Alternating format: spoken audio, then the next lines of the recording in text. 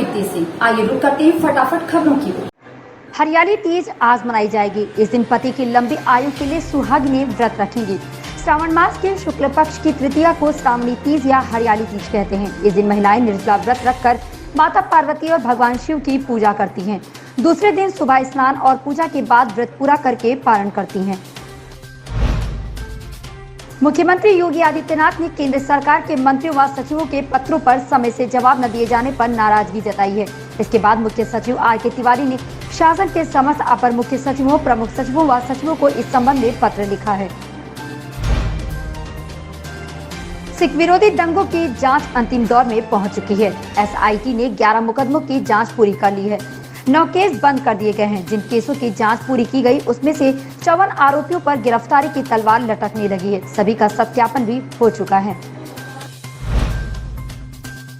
जीवनदायिनी गंगा के रौद्र रूप से काशी की मुसीबतें बढ़ने लगी हैं और घाटों से काफी आगे निकल चुकी है। गंगा की धारा अब सड़कों पर प्रवाहित हो रही है। खतरे के निशान से 62 सेंटीमीटर ऊपर बह रही गंगा के जलस्तर में तेजी से बढ़ाव जारी है। हालत ये है कि अब पानी शहर की ओर बढ़ता जा रहा है। भारतीय हॉकी टीम के कप्तान मनप्रीत सिंह ने कहा कि ओलंपिक के सेमीफाइनल में बेल्जियम से हार के बाद प्रधानमंत्री नरेंद्र मोदी उत्साहवर्धक बातों का अद्भुत असर हुआ। इस बातों ने खिलाड़ियों में सकारात्मक ऊर्जा पैदा की और टीम 41 साल बाद इन खेलों में पदक जीतने में सफल रही। उन्होंने कहा, सेमीफाइनल हारने के बाद हम अभी सभी बहुत निराश थे।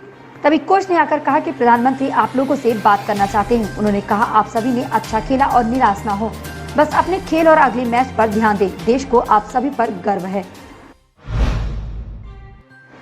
जम्मू में पुलवामा जैसा हमला दोहराने की साजिश आतंकी संगठन अल-बद्र के कमांडर यूसुफ बलोच ने रची थी। वह इस समय पाकिस्तान में है। इस साजिश में पुलवामा के रहने वाले अबरार उबैदुल्लाह राही हुसैन भट्ट भी शामिल थे, जबकि साजिश को अंजाम देने के लिए पंजाब की देशभक्त यूनिवर्सिटी में पढ़ने वालों के नर्सिंग के छात्र सुहेल बशीर को चुना था। सुहेल भी पुलवामा का रहने वाला है। महाराष्ट्र के कोल्हापुर की बायोसाइंसेस कंपनी घोड़ों की एंटीबॉडी से बनाई गई कोरोना वायरस की एक नई दवा का परीक्षण कर रही है। अगर ये दवा सभी परीक्षणों में सफल होती है तो ये कोरोना के हल्के और मध्यम लक्षणों वाले मरीजों के इलाज के लिए अहम भूमिका निभाएगी। ये इस तरह की भारत की पहली स्वदेशी दवा होगी जिसका इस्तेमाल संक्रमण के इलाज के लिए किया जाएगा। कांग्रेस के नेतृत्व गांधी परिवार करे या कोई गैर गांधी, विपक्षी नेताओं को इससे मतलब नहीं है। उन्हें सिर्फ इस बात की चिंता है कि देश के सबसे बड़े विपक्षी दल कांग्रेस की रीति नीति और कार्यशैली में बदलाव और सुधार होना चाहिए। सोमवार को पूर्व केंद्रीय मंत्री और कांग्रेस नेता कपिल सिब्बल के आवास पर बुलाई गई विपक्षी दलों की रात्रि भोज बैठक का लबोलुआब यही है। साथ ही इस बैठक का एक और संदेश है कि कांग्रेस को सभी विपक्षी दलों के बीच सर्वस्वी कार्य बनाने में कपिल सिब्बल एक ऐसी कड़ी हो सकते हैं जिसके जरिए 2024 के लोकसभा चुनावों के लिए विपक्षी एकता कोई सर्वमान्य फार्मूला और रास्ता निकाल सकता है।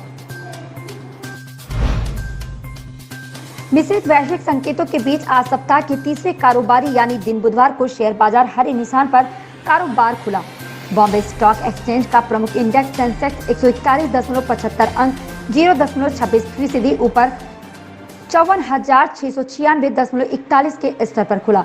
इस दौरान नेशनल स्टॉक एक्सचेंज का निफ्टी 49.90 अंकों 0.31% की बढ़त के साथ 16,330 के स्तर पर खुला। पिछले हफ्ते सेंसेक्स 1690.88 अंक यानी 3.21% के लाभ में रहा। शुरुआती कारोबार में 10,90,99 शेयरों में तेजी से आई।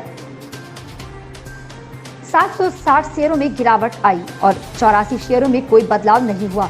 पिछले कारोबारी सत्र में सेंसेक्स ने 54,779.66 और निफ्टी ने 16,359.25 के रिकॉर्ड स्तर को छू लिया था। पंजाब में सियासी उठापटक जोरों पर है और कांग्रेस में खासा घमासान मचा हुआ है। इस बीच मुख्यमंत्री अमरिंदर सिंह दिल्ली में हैं। वह आज प्रधानमंत्री से मुलाकात कर सकते हैं। समाचार एजेंसी ANI के हवाले से ये खबर आई है। मंगलवार को ही अमरिंदर ने कांग्रेस अध्यक्ष सोनिया गांधी से मुलाकात की थी। इन खबरों में बस इतना ही। धन्यवाद।